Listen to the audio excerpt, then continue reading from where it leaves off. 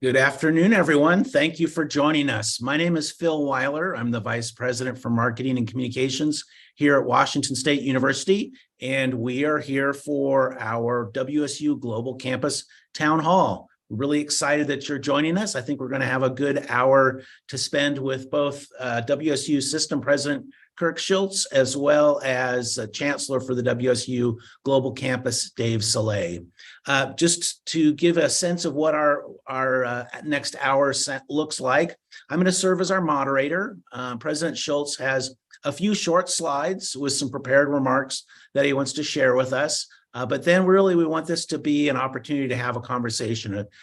So there have been a number of questions that people have submitted in advance. If you've done that, thank you. That's great. I think we should be able to get through most of those this evening. We also have the Q&A function active on this Zoom webinar. If you look at the bottom of your screen, you'll see a little Q&A icon. If you have a question, something that comes to mind during President Schultz's presentation, feel free to go ahead and type it in there and we can answer those questions live when he's done. So with that, let me turn it over to President Schultz and we can get started.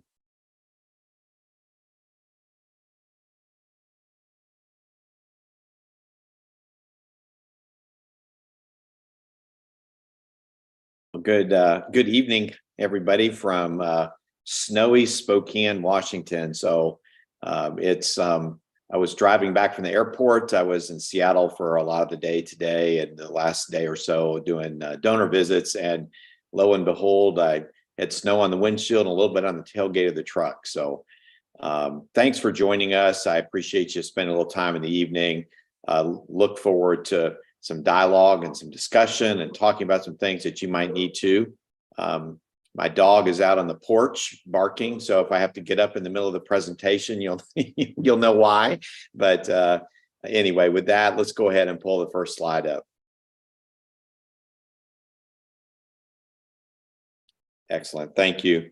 As we were getting ready to kind of go through this earlier, going through our initial tee up for our town hall, we all commented that as Rob Baker ran through all the things we needed to do, it reminded us an awful lot of when we were doing these town halls for COVID, where we were doing this, it seemed weekly. So anyway, it's great to see everybody here.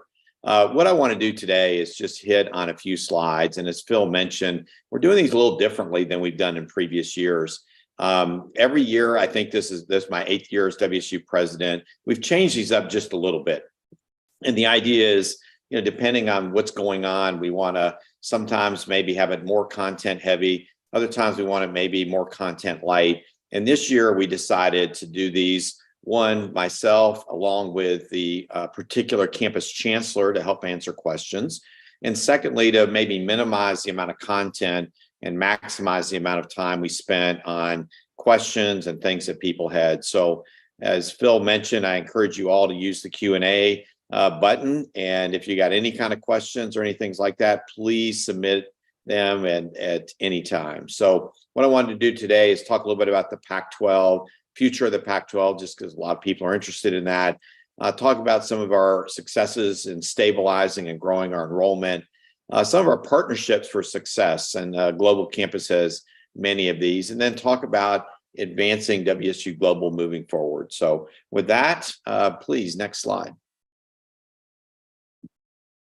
Well, the future of the Pac-12, many people, this is probably the #1 topic that people are interested in these days when I do any kind of presentation, whether it's online or in person or at the grocery store or walking down the street. If somebody stops and they know who you are, this inevitably is one of the topics. Just a quick recap, back in August, as many people remember, we had a one Friday meeting where the Pac-12 started the morning with 9 schools with the departure of Colorado a week or so earlier, ended the day with 4. And then about 2 weeks later or 3 weeks later, we had University of California, Berkeley, and Stanford also decided to leave. So the Pac-12 is now the Pac-2 with Oregon State and Washington State. Well, once we sort of got over some pieces of that, got a legal team put together and started mapping on a strategy. And it's really important that we understand the parts of the Pac-12 that's important for us to keep as we look towards our future. And so we, at some particular point, it was not clear who was going to make the decisions on the future of the Pac-12. Was it going to be all 12 schools, even though 10 of those schools had announced they were going elsewhere? Was it going to be just Oregon State and Washington State? And we felt that it was appropriate for the two remaining schools that had not announced a departure to really have governance control over the conference, not to take all the resources, but if you're mapping out your future and you're thinking 3 years ahead, that's different than saying, hey, let's just get through the summer when we move to our new conference home. So when we didn't have much success on that happening, then we felt we had to take legal action. And most people know that in Whitman County, where the Pullman campus is located, we got a temporary injunction that said this needs to be sorted out, and the parties have got to figure out who is actually in charge of governance for the Pac-12. Now, at this point, you may say, Kirk, that is so in the weeds, but it does set up a little bit of why we don't have more definitive answers about which conference are we going to be playing in, who are we going to affiliate with, those kind of things. And in the next couple of weeks, we think we'll have more firm answers on some part of that, simply because we're getting it towards the end of our fall sports season. Recruiting is happening, transfer portals opening up, and just different things are happening. A lot of people have asked, what's the impact going to be on the institution as a whole? Not about the athletics program, but on enrollment, around other types of things. Will it affect academic budgets and things like this? At this point, because athletics is an auxiliary enterprise and has to be kind of self-supporting and stand alone on its own within the university, there won't be a significant impact, we believe, at this time on academic budgets due to a change in conference affiliation. Though clearly the athletics budget will not be the same size moving into the next year or two, just because we're not going to have all those revenues coming in from the Pac-12. So we're going to continue to try and keep the campus community updated on where we are, what types of things are happening. I think in the next week or two, I'm going to try and put out another kind of broad-based communication to kind of Cougs everywhere, just letting them know where we are, what we're doing, and how we anticipate moving forward. So happy again as we go through this, or at the end of it, if people have further specific questions. But I know it feels a little nebulous to me sometimes. I wake up every day and I think about the time during the summer when I'm at the pool swimming, and you had one of those kind of snake things that you would grab and it just slips out of your hands. Every time I feel we just got a solution here, we know what we're doing, kind of slips out of our hands again. So we're just going to keep at it. We're going to keep the legal battle going, and we're going to keep communications open to the Cougar community at large. So with that, next slide, please. Well, one of the interesting challenges that public higher education, well, higher education in general has had over the last 4 years, going into COVID, going through COVID, coming out of those COVID times, has really been a significant decrease in the number of people going to college for whatever reason. And I think at the high point, we had something like 1.6 million people less enrolled in higher education in that first year or two after, after we got through the pandemic and went to more in-person things at some of the other campus environments. And we're starting to slowly see some of that come back. If we look at the system as a whole, we're down a little bit overall, but many of our campuses in terms of on-campus enrollment were up. If I look at stabilizing enrollment through WSU Global, we continue to see really nice increases in first-year enrollment for the global campus, a 14% increase, 38.6% increase in new graduate students. And I really do appreciate the work that Chancellor David Saleh and that team does, continuing to build this program, because I do think we're going to continue to see more and more people interested in not just taking a global course every now and then, but saying, hey, this is going to be the way I can get my degree, whether it's an undergraduate degree, master's, professional degree, PhD. And I think we've got some new initiatives that Dave and his team are doing to add additional degree programs and career opportunities. So kudos to the global campus. One of the other things that was really critical over the last couple of years is we saw some overall decline in our U.S. News and World Report ranking. This is the institutional ranking as a whole.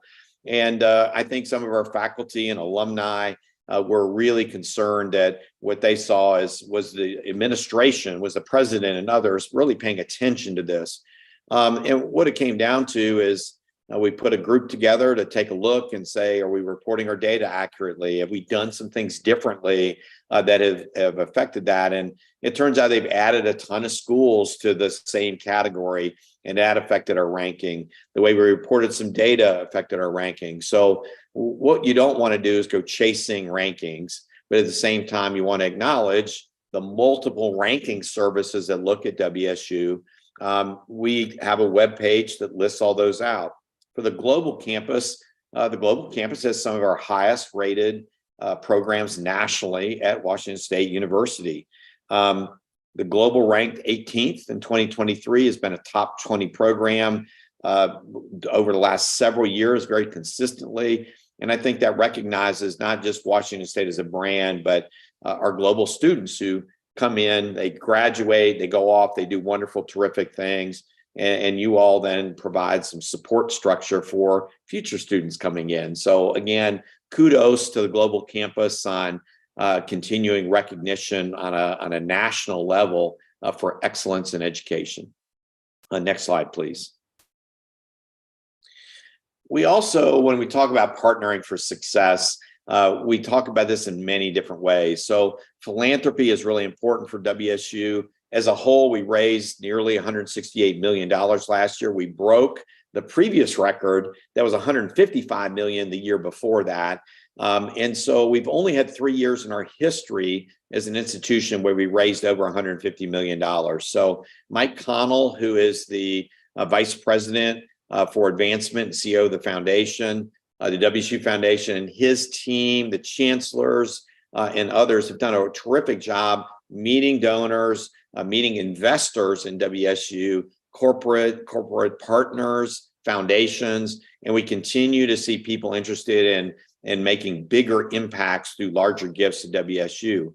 Several years ago, one of the things I talked to Dave about was, I said, I think the global campus needs to, kind of professionalize a little bit more when it comes to fundraising, because there are going to be a whole group of graduates out there that may have never really be set foot in the state of Washington that are global graduates that say, I want to provide opportunities so more people like myself can use the WSU global experience. And so I'm really pleased that we have a full-time development officer working with Chancellor Soleil on the global campus. That's already making a big difference. Having somebody whose full-time job is to go out, organize visits, be talking, making sure we have good proposals, good ideas. And whether it's somebody doing a annual gift of just several dollars per year to $1 million gifts, everything in between makes a strong impact. So I appreciate Dave's leadership in that area. With the Washington legislature, we had one of the overall most successful years, certainly in the last decade, with the Washington legislature. Just about everything we asked for in the capital budget was entirely funded. And these aren't accidents. It's not, wow, look, this year we got all our stuff. It's really working hard annually, not just during the legislative session, to make sure that we're putting forward requests that, are what WSU need, that have faculty and staff governance to help us prioritize. And there are things that the state is also interested in. So when you do a nice prioritization, you keep the campuses involved and engaged. And then we spend time year round with our legislative colleagues. It really, sets us up for success.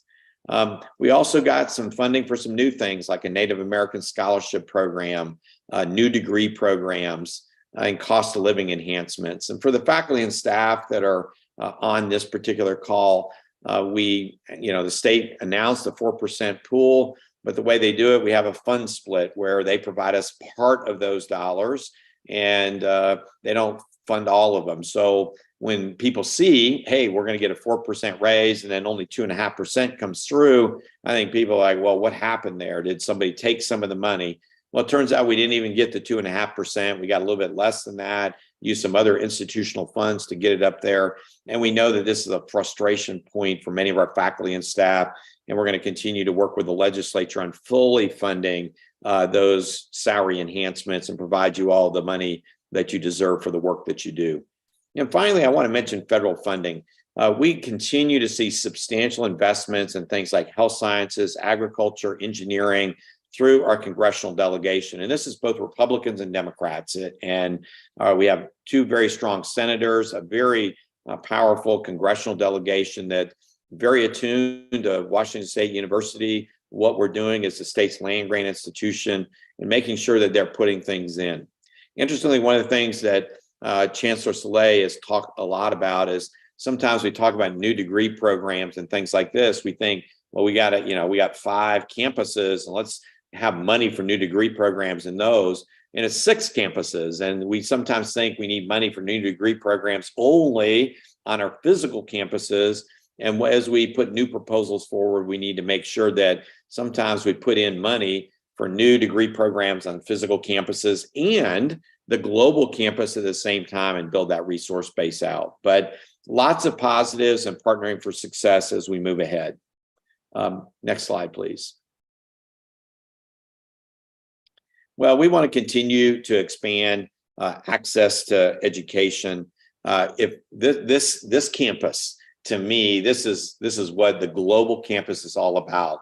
When I went to school and my undergraduate degree in the 1980s, I did my graduate degrees back then. You had to be physically present often in these small, if you're a land grant university, a small community. If you had a family, you had other reasons, there was no access to higher education. And what I love about the global campus and what you all do is it's the penultimate piece of being a land grant university means that you can be anywhere at any time and you can have access to a fantastic degree experiences and being part of the Coug Nation. And I think that's what expanding access is.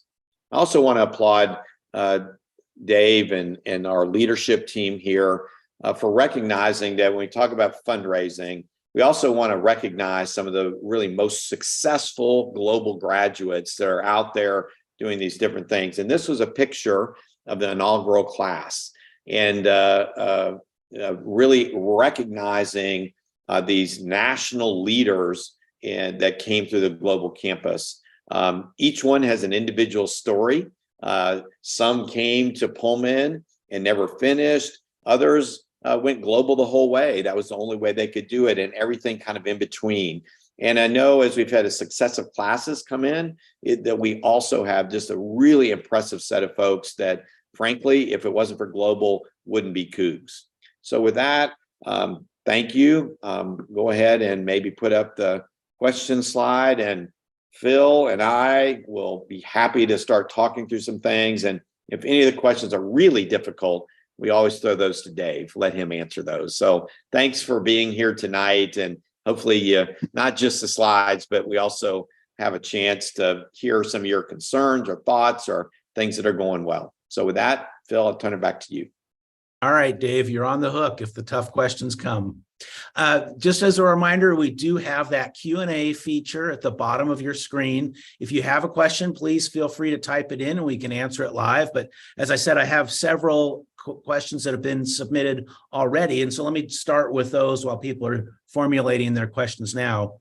President Schultz, you talked about this idea of one of the benefits of the global campus is to be able to provide support to students who want to earn degrees anywhere, anytime. This is sort of a related question.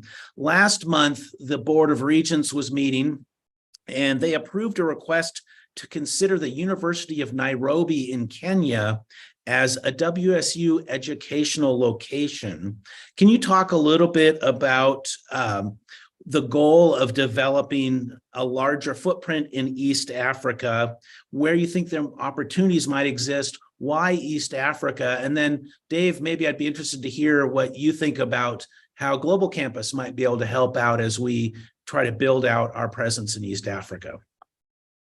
Well, many people are very familiar with the fact that Paul Allen was at least attended WSU early in his career before he went on to do these terrific things at Microsoft. And so about a decade, probably 15 years ago, the Paul Allen School for, at that time called Global Animal Health, was established at WSU with some really nice major private gifts. We have some really preeminent faculty there. And, one of the things when we say global animal health, it's really important for that group to be thinking about where they can have impact around the world. So interestingly, they started doing some work in Tanzania and East Africa and Kenya specifically. And a few years ago, they said, Kirk, you need to come over and see kind of what we're doing. And I thought, okay, we're going to go tour a couple research labs, meet a few people. It should be a really, intriguing, interesting trip. Well, I go into this, floor of a building, and it's got a big WSU symbol, on the outside of it. And you walk in, and, one of the meetings was with 20 PhD candidates. Well, every one of those PhD candidates was co-advised by a WSU faculty member. Then the next meeting, we had 18 folks sitting around a table. They're all talking about what they're doing. We find out they're all on WSU's payroll. They're soft supported through grants and contracts. But after a day, you go, this is a much bigger operation than I thought. And at some point, during the year, a lot of times we have nearly 200 people on either permanent or temporary contracts in Nairobi, Kenya, that are all paid for by WSU. We have 7 resident faculty, tenure track faculty that work in Nairobi. So anyway, I go through all this, and you leave and you think, this is amazing. It's entrepreneurial. And we had talked institutionally for a long time about, we need to have this physical presence outside the United States, but, you sort of just don't want to go throw a dart at a map. The question is, if we have excellence in an area and some infrastructure already developed, how could we expand that out? And the idea that our group of faculty had out of the Allen School was, the traditional way that people have worked with Africa has been, well, give us money here in the United States. We'll bring students from an African country. We'll educate them in the United States, and then they're going to go back home and kind of work. And instead you say, well, that may be great for that individual, but have you built any infrastructure back in that home country to help them be successful? So WSU's flipped that script and said, instead of doing it that way, we're going to go to Africa. We're going to work with colleagues there to build infrastructure. And that way it's not a temporary type of thing. It's more permanent and long lasting. And so our idea in Nairobi was that we want to have those PhD students, when they walk across the stage and they're hooded, that they will actually simultaneously get 2 PhDs, one from Washington State University and one from the University of Nairobi. They meet both criteria at both institutions. So it's not somebody sacrificing or compromising any academic integrity, but it's really a true joint program that's done in Africa, and gives some of those folks an opportunity to come back and spend a little time in the United States, but largely it's done resident there. Give our PhD candidates, some that are in Pullman and elsewhere, an opportunity to go there. So that's sort of what was, part of it. And we thought, let's find ways to broaden this out outside of the School of Global Animal Health, or Global Health now is our new name for it. So that we had some backpack journalism students out of the Murrow School. We had a summer research program for, I think we had 8 students there for 6 weeks, and it's a study abroad effort. And it wasn't just in the School for Global Animal Health. We had people in other types of disciplines. So how do we expand this out and broaden it? And what I wanted to also do is make sure that we work with our faculty senate, that we go through the right accreditation processes so that we recognize this as a true part of the WSU system. And I want to make it clear, it's not a campus, but what we do want to do is have a place where, I don't care what you're majoring in, people get creative and they figure out ways to have these relationships back and forth that'll be meaningful for faculty, staff, and students. And Dave has mentioned several times, I'll kick it over to him, that there are some of these opportunities that may also work really well for our global campus. So Dave, let me give you an opportunity to talk about this. Sure. No, yeah, I think there are some really interesting opportunities of blending on ground and online that with global campus curriculum that already exists and new courses, new programs that could be developed. It would allow us to bring experts from WSU or anywhere in the world to that learning location without the travel cost, without the time disruption. It really can serve as a way to enhance and quick start that education. We've been talking with international programs about doing similar things in Egypt, in Pakistan, in the Maldives, not the Maldives, I'm sorry, in Latvia. And I would go to the Maldives if I had an opportunity to go. But I think there's some really creative things that we could do leveraging global to support what's going on in Nairobi. I think we can tell where the Soleils are going on vacation next. He's got Maldives on his mind. Yeah. Anyway, yeah, I'd like to go to the Maldives too, Dave. So maybe we can come up with some reason to open a little branch campus on a beach there. So anyway, I'm happy to spearhead that initiative. All right. Well, as long as we have plans in place. Again, a reminder, if you do have questions, please use the Q&A. I'd like to maybe move on to another question, though. This was a question that we've received, and we've heard this sort of a version of this question, I think, in all the town halls we've been doing. This is our 5th town hall, and it has to do with compensation. And President Schultz, you talked a little bit about compensation. You reflected on the fact that compensation typically comes, or at least a portion comes from the legislature, but not all of it. So this question reads, classified staff received a 4% wage increase this year. The legislature, however, did not fully fund the 4% salary increase requested for faculty and administrative professionals. These groups received a 2.5% increase that you mentioned. Where does compensation stand with regard to your legislative priorities moving forward? so this last legislative session and the one before that, it was our top priority with the legislature. And you say, well, do you have 5 top priorities? And the answer is no. On the operating side, which is where we ask for dollars to support new program development and things like that, we submit a prioritized list. And we list them 1 through 5 or whatever number of things there are. So if a legislator or anybody else asks, well, what's your top priority? It doesn't vary based on who you're meeting with or location or anything. You say, our top priority is the first item on the list. And if you're going to only fund one item, that's the one that we request that you spend the majority of the dollars on. So compensation has been there the last several legislative sessions, and we've been able to do several years of 2 to 2.5% increases, partially because of that kind of support from the legislature. That being said, you can say, well, Kirk, do we need all these new programs? Why not put some of that money into the salary pool? And part of it is that the legislature funds certain pools and certain things, and they don't give us a whole bunch of money and say you get to choose. It's very specific. What it comes down to is it's easy for a lot of legislative bodies to like the bright shiny object, and us saying, well, this is really important. They sort of go, yeah, we got that. We understand that. And, let's talk about this new thing that's here, this new building or this new program. And that just tends to be one of the challenges that we have. And we're no different than the other public institutions in the state. All of us have these splits. None of us get the same the dollars that we need to fully fund these. And this is a conversation of the 6 public university presidents on a frequent time.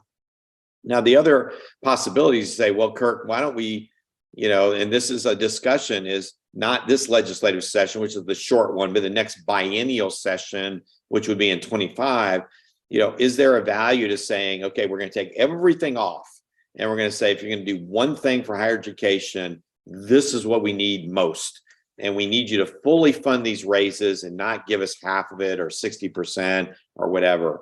And I think that is a strategy that we're discussing on that, an all or nothing, all the chips in the center of the table. You can say, well, why don't we do that now? Well, we have lots of other things that are also important.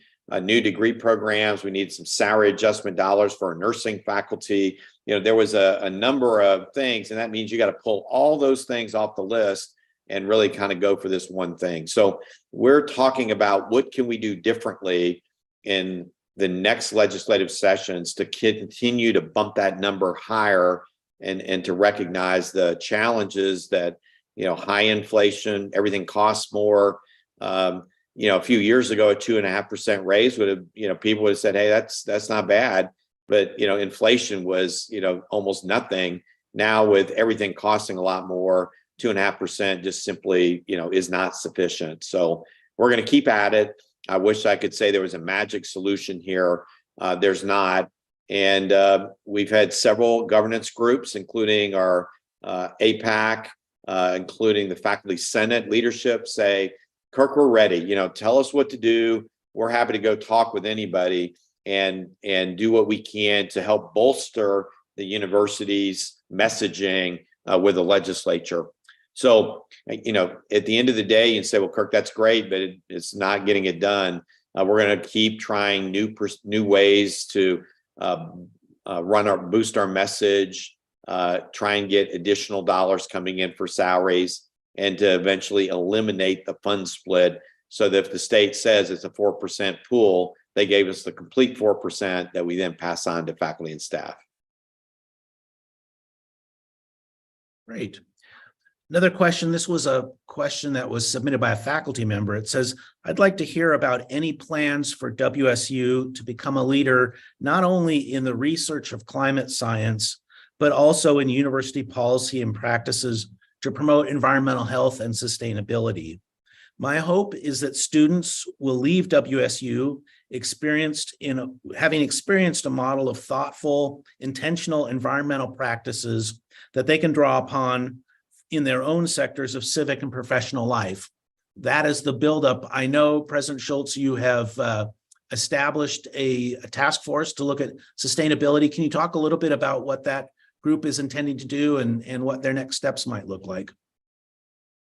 Yeah, Phil, absolutely. And, we have some very dedicated faculty and staff doing a lot in the whole sustainability effort across all of our campuses. So I just want to make it clear as I give the rest of the answer, it's not like people aren't doing things. A lot of people are, they're doing a really good job. But if you say in the last decade, what's the sustainability plan writ large look like for WSU as a system? It's very, some campuses do a lot, others don't do so much. There's not necessarily the coordination there. Or if you said, what's our overall objective, whether it's, our carbon footprint, there's lots of different aspects of that. You'd say, well, we really haven't talked about it. We've done different things. So we initiated last year, putting together a couple folks that were, subject matter experts at WSU on the faculty and staff side and saying, what could or should this look like? And they spent some time doing that, coming up with some pillars. And this next academic year, the one that we're in now, we want to advance that. And Phil can talk about that. We actually had an application process for people interested in doing this. And we want to take our time to put together a system-wide plan in this area. How are we affecting our climate? What types of policies and things do we do internally? We want to sort of start at that really high level. Now, I will tell you in advance that there'll be some people that may say, well, that's a bunch of BS. We don't need to be worrying about that. There'll be others that go, wow, this is not really much of a step here. But I think it represents a necessary step, and the administration coming with, here's what we're going to do, and I hope you all like it, is not the right way to do this. It needs to be the kind of thing that as a community writ large, we think this is important.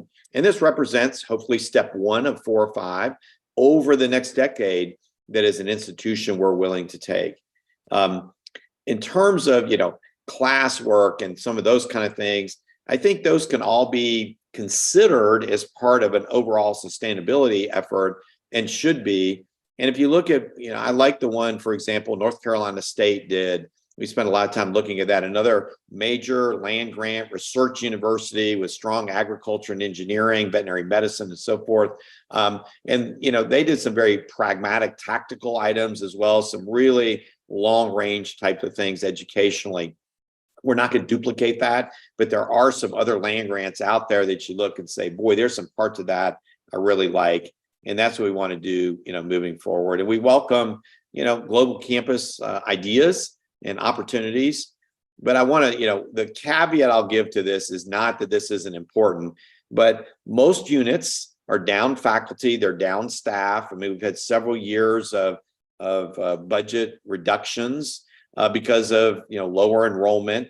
And I just didn't want to get out there with yet another major new initiative that said, I know everybody's already stressed time-wise. We're going to just add one more thing on top of that to do. So I just, if you say, boy, Kirk, why is this taking so long? I think we just want to make sure that it's a sustainable pace, recognizing that many of you got a lot that you're doing. You don't have a lot of spare time. You're sitting around going, I need another big project. So we want to be really mindful of that, because it can be easy for administrators to continue to pile on and then go, why isn't everybody excited by this? Well, it's because everybody's already working a lot. So we're going to move forward in a steady pace. It may not be as fast as everybody wants, but we want to make sure that we do a really good sustainability effort for WSU. Dave, I don't know if what you think about this you've been at WSU longer than I have, but also in the global campus, how you all think about sustainability writ large within this kind of question. Yeah, I mean, I think with any area of content, we have the opportunity to disseminate broader than any campus. I mean, I think we've got an opportunity there. The one thing I would offer is our environmental footprint is zero. I mean, we're virtual. We're anywhere without energy and construction. So, in many ways, what this faculty member is asking for, I think the global campus is already I want to say leading in that direction, but at least epitomizes some of the things that we can do to positively impact the environment. And Phil, we have a submitted question. So, Sure.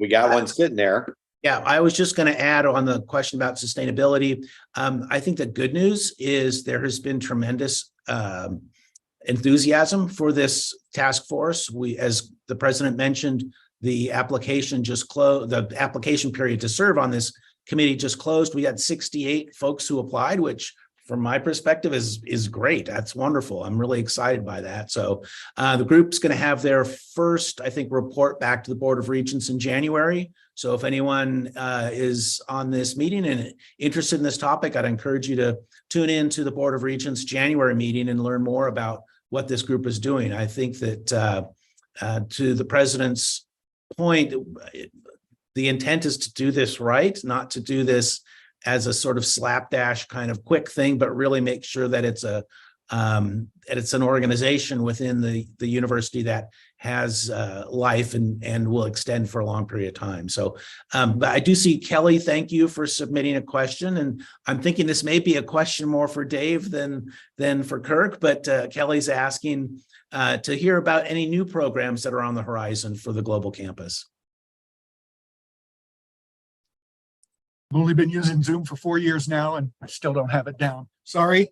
And let me point out, Kelly's the lead on new programs, so I think she's trying to put me on the spot, which is just fine. I'm happy to fail if I need to. We actually, in all seriousness, we do have some really exciting opportunities out of construction management, out of the College of Education. The one program that I think has the potential to really alter the direction and evolution and maturity of the global campus is with computer science in an undergraduate degree. With that program, like with many of our programs that we launch fresh, there were times back when we had departments that had a number of their courses already offered through global. So actually the idea of moving to a full degree program required just developing 1 or 2, 3, 4 courses, because history already had the majority of their, a lot of their degree coursework online as electives for other programs. So that a relatively easy lift. But when we get to departments where, very few of their faculty are already teaching on global, it becomes pretty tough to launch. So with this for the very first time, we're proposing a degree program that has a mix of on-campus faculty and global campus faculty actually hired and housed on the global campus, responsible for global campus degree programs. It's different, it's really exciting, and I think it's got the opportunity to really, like I said, evolve where we're at as a campus in the WSU system.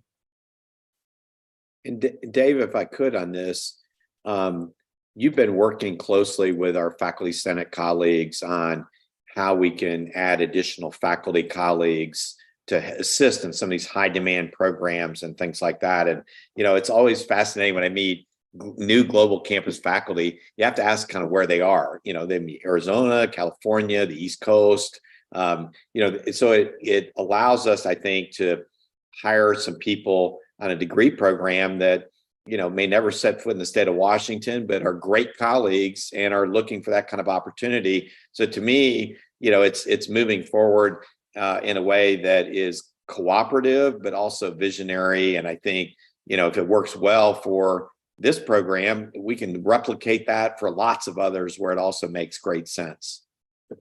It sounds like you may have had a glass of wine with our Vice Chancellor for Academic Affairs, Michael Sugarman. He's been touting that from not the day he got here, but as he looked at the system and said, why do we have our own faculty? So yeah, no, I agree with you, Kirk. I think there's some really exciting opportunities, not just to extend WSU, but also to enhance what we currently do.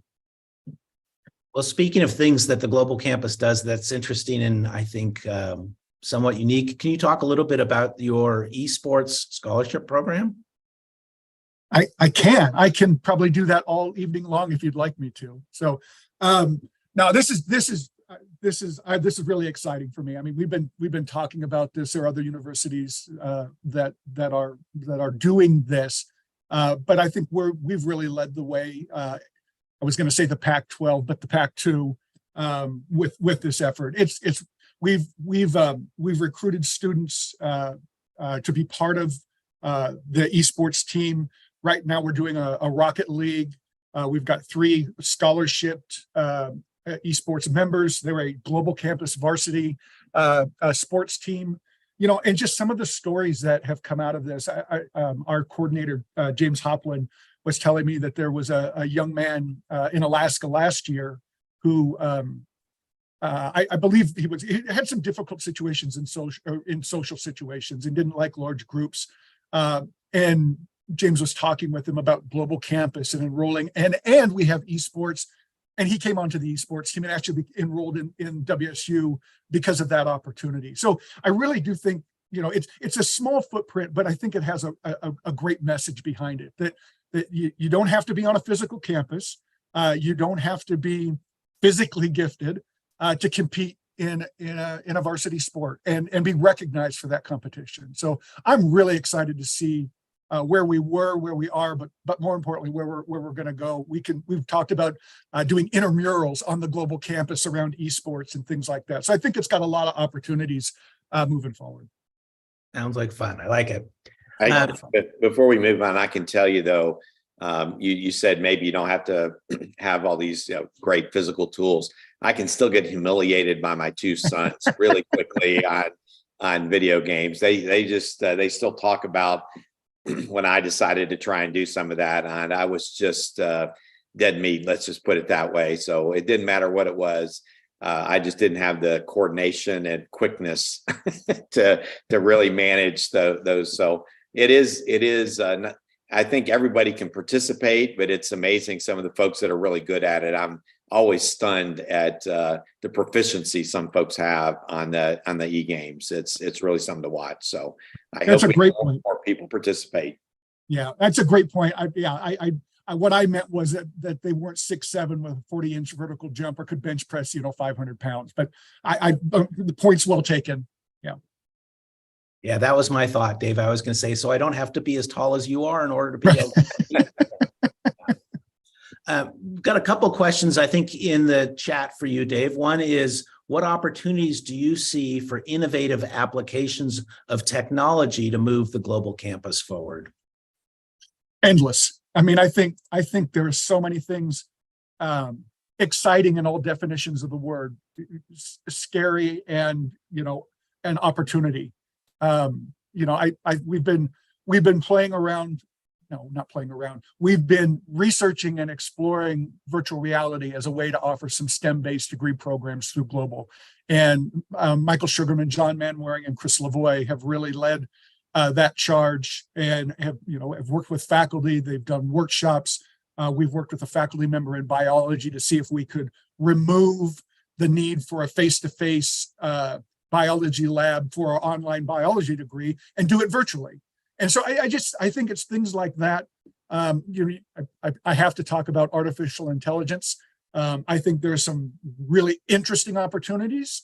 There's also some really potential uncomfortable applications of that tool as well. And I think as professionals in this space, we have to do our due diligence about what's right and what's not right when we explore these things. So I think I look back 30 years of where we started with the Global Campus distance degree program.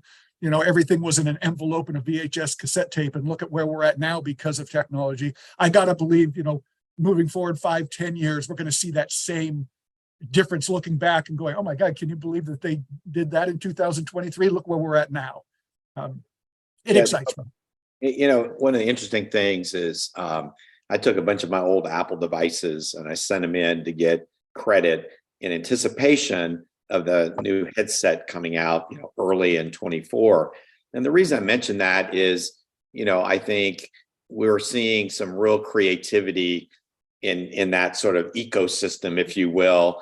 And I'm going to be curious to sort of see as more and more people play in that space, not just with the Apple space, but Meta and other kinds of things. What we all think. I remember when the Apple Watch came out or some of that, everybody's like, oh, it's just a trivial thing. And now you walk around and see lots of people use them for lots of different things. And so I'm a big believer. Sometimes you get that technology out there and you get people experimenting that think differently. And Dave, I think this applies, you're the most technologically advanced of the campuses where people feel that. And so in some classroom, maybe people don't want to put a headset on, but I know we're going to have some global students who go, hey, this is a great way we think we could do this. And we'll have some faculty that also go, I would love to be able to think about how we would use some of this technology. So I get excited by it. I can't see clearly ahead exactly what that's going to be. But I know in a university environment, we got some really smart, creative people that are thinking about ways to do things in the next year or two. People just have access to some of it. So I'm looking forward to watching what the global campus does as we get more and more of this technology dispersed and people feel comfortable with it, or maybe not so comfortable with it. And you say, well, we're gonna make you discomfort, but you're gonna have a different kind of experience at WSU. So anyway, I think this is this campus and this leadership team, the faculty that are on this, it's gonna be fun to be there. I think really fun. Great. And to that point, it looks like we have a comment from a faculty member who's, I think, agreeing with you, President Schultz, that this person says, in their particular field of accounting, with things moving toward digitization, it would be advantageous for us to be able to get a glimpse at some of these new technologies that are being used, and it goes for other fields as well. So I think we're all in agreement that it feels like we're on the verge of yet another transformation. And I personally am interested in how AI is going to transform the way that we do the delivery of education and how we test students and their ability to demonstrate the mastery of that information. So and I will note that this is a question that came up actually in our last town hall, where we had a faculty member who I think is excited by the prospect of our artificial intelligence, but also questions, what does this mean for human interaction? What does this mean for faculty members being able to really test the knowledge and expertise of their students? So it's going to be exciting new world moving forward. Dave, another question that was posted, there was a mention the president made about hiring a full-time fundraiser. This individual is wondering what the priorities are for fundraising for the global campus.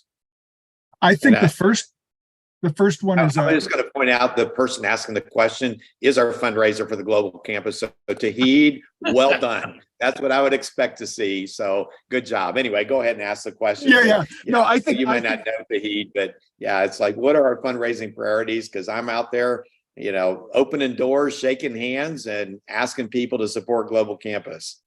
Yeah, you bet. I think the number one priority right now, especially after this meeting, is a branch campus in the Maldives. We're gonna raise money for that, and that's gonna be my home location.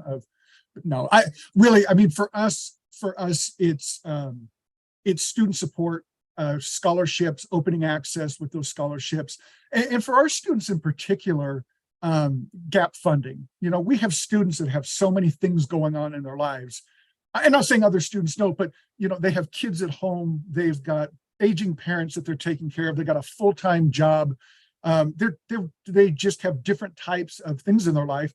And I use this example many times, but I think it's relevant that if a single mom has a sick child and has to take that child to the emergency room or to a doctor, and now I've got these new medical bills, and the choice is, am I paying the medical bills or am I paying tuition? It's an easy choice. And so if we can have those gap funding resources available for those students when they run into those situations where, the heat bill was extra high this winter and I can't afford my textbooks, and having those gap funding funds available to be able to help that student buy that accounting textbook or pay tuition or part of the tuition, I think that's going to go a long way to improving in retaining students and getting them from the beginning to a degree. So I think supporting faculty in the development of new degree programs is one. I think it's a lot of work. It's different type of work building a global degree than it is building an on-campus degree. And it's a lot of upfront work and time to build those courses because everything has to be available on day one at the start of the semester. I remember when I taught, lessons were often week by week of what I was going to present and deliver, rather than having everything built and ready to go on the first day of the semester. So good question, Tawhid. Well, and thank you for reminding me. I actually have had a chance to meet Tawhid at your distinguished alumni events a couple months ago. So I didn't make the connection. So thanks for explaining that. Those are all the questions that we have had submitted, and we're getting close to the end of time for this session. Dave, any closing remarks from you? Anything? Oh, no, I think that's it. Any closing remarks you'd like to make? Yeah, just one statement and then one remark. There's been every fall semester, we get continued conversation around waivers for employees on the global campus. And I know many of us, are part of those conversations. Just to clarify, one of the biggest hindrances for that is an RCW. I think it's 2815, and then letters after that. I can't remember what those are. But the idea is, in that RCW is if you offer employees of the state at Washington State access to tuition waivers, you have to do that for every state employee. That's every state employee. So that's K-12 teachers and staff from every state agency and all the other universities. And thinking about some of the students that we have at Global Campus, they make up that demographic. And so if we do open that up, that really does become a challenge in terms of tuition revenue for us. So we haven't found a way around that. We're still working on it, but that is something that is not possible right now. And then just the remark, I think back, President Schultz, when you first started and we had our first meeting in French, and the first thing you said to me was, Dave, there's no T in my name. And I recognized that I had sent him an email that said President Schultz, and then we had developed a video that had a T in it as well. So after that, the conversation became very productive. But I just want to say from day one, Kurt, you've been a supporter of Global Campus.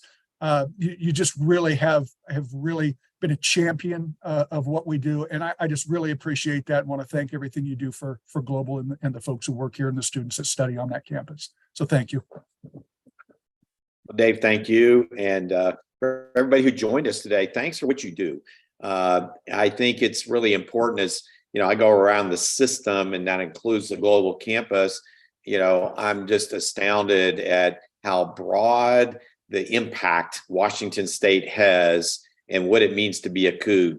It doesn't mean to be on the Pullman campus and alumna or alumnus of the Pullman campus. It means, working all throughout the Washington State University system. So I'm proud of the global campus. I want to make sure that we do everything we can internally and externally to help with growth and to make sure that our global students receive the support, financial and otherwise, that they need simply to be successful and graduate and go on and have that fantastic career. So I look forward to working with Dave and Tahid and the fundraising team, because we've got some great opportunities for investment that I think are going to really make a difference. And so thanks for joining us tonight. If there are questions that we didn't get to, send them to Dave, send them to me, send them to Phil, and we'll try and get you an answer if we didn't hit it tonight, or if we hit something and you went, boy, you guys kind of missed it. Let us know and give us that chance to get that back. So thanks for everything. And as always, go Cougs. Go Cougs. Good night, everyone. Good night.